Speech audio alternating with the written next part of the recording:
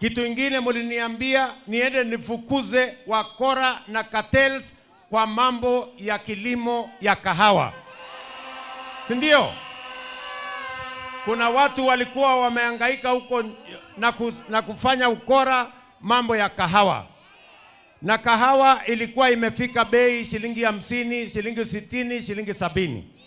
Kwa sababu ya ukora na mambo ambao watu wamejipanga huko. Sasa mimi nataka niwatangazie watu wa Embu. Mimi najua nyinyi ni watu wa bidii sana kwa kilimo ya kahawa.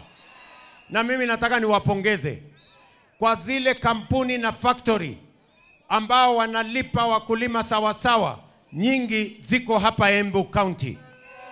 Ile bei ya shilingi 70 sasa imefika 100, ingine 110, ingine 140, kwa sababu tumesema tuweke msimamo ya sawasawa na usimamizi wa sawasawa na tufukuze cartels, ndio hiyo kilimo ya kahawa iingize pesa kwa mifuko ya wakulima.